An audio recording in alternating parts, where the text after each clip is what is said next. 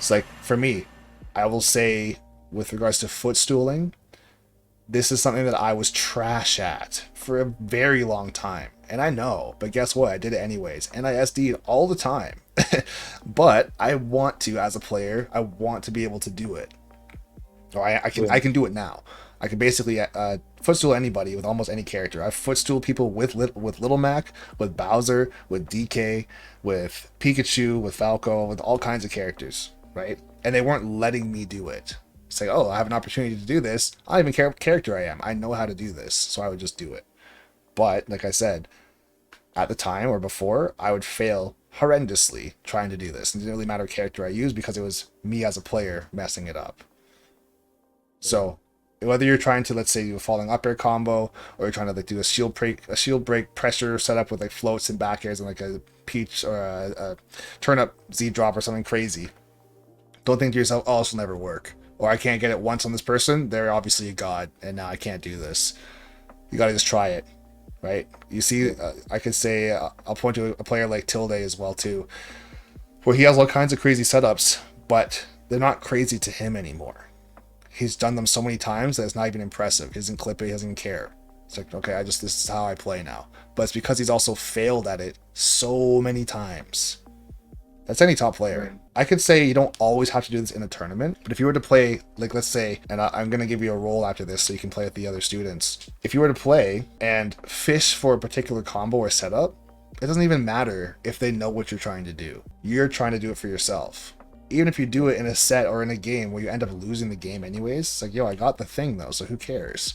Because in the future, let's say you play against somebody else, you have that XP under your belt to say, okay, now I don't have to fail this falling up air or this footstool setup or this recatch Z drop insane combo. I don't have to fail it 100 times. Now that I'm fighting somebody else, I can just do it. Yeah, I guess so. This was my approach in bracket for, I guess, like a greater part of like maybe 6 months. And yeah, I guess after like sort of a long streak of not doing so great, one of my friends in the scene, who I guess is like, I would argue is like a top player in the scene, at least in our region, that's when like she told me like maybe you should consider switching your mindset, like focusing more on trying to win and like not fishing so much. And it kind of didn't change so much. I So I wouldn't guess do I sort that. of like building on this. Oh, sorry. I was gonna say I wouldn't do that. That advice is not wrong, but it's also not good if you're playing a character that thrives off of tech skill. Okay. You have to learn your combos if you're gonna play a character like Peach, because it's the same thing I've talked about it. Like if you want to play Sheik, or if you want to play Fox, or you want to play Pikachu, or you want to play Falco, or any character like that that has combos. If you play the character and you're not confident in your combos or your setups or your kill confirms or anything, you're now playing a low tier character that is basically relying on dash attacks, fairs, and like positional throws, and that's basically it.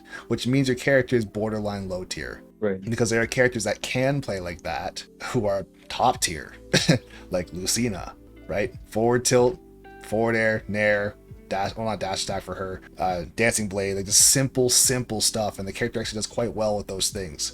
And I'm not saying you play that simply, but if you're playing with a character like Peach and you think, oh, I'll just grind with the intent to win, it's like that's also the number one way to play tremendously slow and never have the confidence to push the pace of the game, because you're always thinking to yourself, okay, well, if they hit me once it's 60, if I hit them once it's 14, so now I have to sweat like crazy to make sure I never get hit, and when I hit them it's almost not even worth it.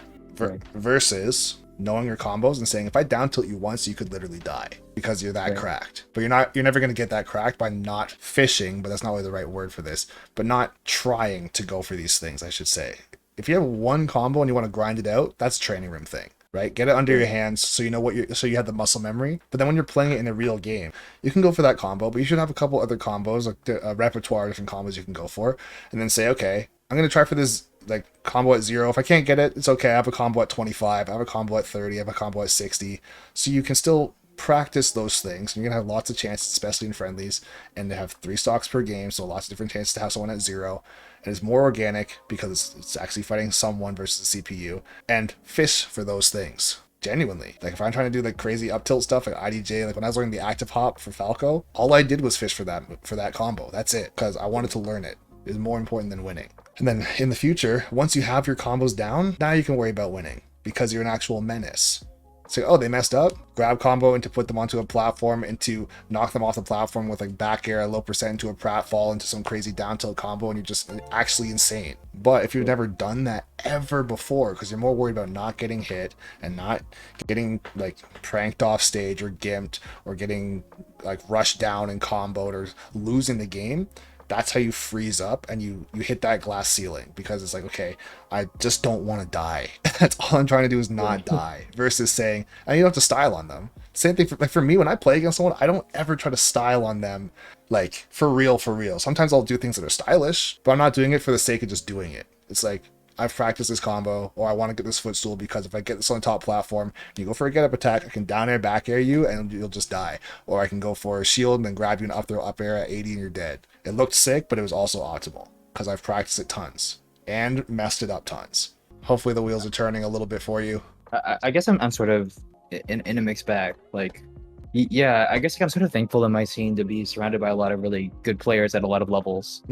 Like everyone has been stuck at one of the plateaus to sort of help me get out of the rut. But yeah, I guess like I almost feel like the issue that I have is like so basic that it's hard to pinpoint. Even when I was playing someone like Marth, it wasn't even dropping combos. It sort of felt like I'm not even like swinging the right move when I want to. Like the wrong move comes out. Like it's very sort of sad executional failures. And I think the part that I've been struggling with a lot too is like knowing when I need to change something up. Because I feel like I've been trying like with the friendlies and like even in bracket, like sort of fishing for things I've been working on. Like that was my mentality for the greater part of like a few months. And I think I sort of hit a point where I was so discouraged by the fact that like not only was I losing the matches, but I wasn't even getting the things I was fishing for, even when I knew I could do it in friendlies.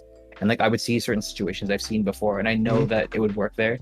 Yeah. I can say with that, that's also when you're in that magical moment of being able to do the combo, and it's like, okay, they finally fell for it, or I finally got the thing, or I finally got this down tilt at 0, or whatever, and it's like, okay, now I have to do this perfectly, and then your mind blanks, like, okay, well, I didn't actually think I'd get this opportunity ever, and now it's like, here you go, and you weren't ready. That once again comes with experience. And I want to just say, this is reminding me of when I was learning how to play guitar, because I used to ask people all the time, how do you solo? How do you get fast at soloing? And here's the thing, these are people that have been playing for 9 years or 12 years or whatever. These guys were grandmaster, godlike guitar players. And they gave me some of the worst advice in the world with regards to getting better at playing. Because they would say, I don't know, I just do it. You just learn the scale and you just play. So that's not true. That's not true. You have to get a metronome, learn the scale, and play to a click track or a metronome for hours or days or years to get the speed and dexterity and the accuracy to play a scale up and down, and then not even think like how they're playing. It's like you didn't play like this. You didn't play like a 12-year veteran player in like playing guitar when you were playing in your first year. That's just a lie. You're lying to me. Like, I know you got lessons, or you did this thing on the computer, or used a click track. So same thing, if like a top player tells you, oh, like you just want to get better, then just focus on winning. It's like, well, but you didn't do that. You know, like you can't look up to someone and try and emulate how they behave without being the same person as well. How did PewDiePie get 100 million subs on YouTube? Oh, he just put out videos. No, he put out videos in 2006 when there's an entirely different world or ecosystem on YouTube, and the quality of the video could be much worse. Now you have to put out basically movies on YouTube if you want to have a chance. So you can't just follow his footsteps and be like, oh yeah, 100 million, we're chilling. That's not how it works. Yeah, I think this is something that I definitely feel like I understand. So I think music is sort of a good analogy because, yeah, the year I was playing my instrument, like I went from my teacher telling me to quit and I had no chance of anything happening to being accepted to every music school I applied to by the end of that year. Yeah, your teacher's a hoe, bro. What the hell? Yeah. There's no shot. Oh my God. But yeah, I think there's like a lot of activities that I've done in my life where I know how much time and effort goes into it. And I guess like there's always a better way to practice. And I think the reason why Smash has been so discouraging especially has been, I guess, like seeing, I guess like there's like a group of O2ers who joined the scene at the same time, and like we all helped each other. And I sort of felt like there are some of them who go 2-2 now or 3-2, and they've come to me and said like, you give some of the best advice, like thank you for helping me get out of the rut. Yeah, like I'm still sort of the only one among that group that's still sort of struggling to even get that first win. Who do they play? I can't figure out. Oh, sorry. Who do they play as? I mean, Fighter Pass 2. which I'm sure is part of it as well. Steve, not like this. You're trolling. We do have to wrap this up. I have another guy waiting for me right now for our next session, Right. but I can still say, like, if you have friends that are playing, let's say, characters that are less technical than Peach, which is almost every character in the entire roster, and they're having success, like I said before, and it's not even like a shot at you as a human being. It's just the truth about the game. Where if someone else has to have the same objective as you, but they have a way easier toolkit, it's just not fair. For you to be just as good as someone who is, let's say, going 2-2, as a player, you have to be easily twice as good as them because your character is twice as hard to have the same Right. results.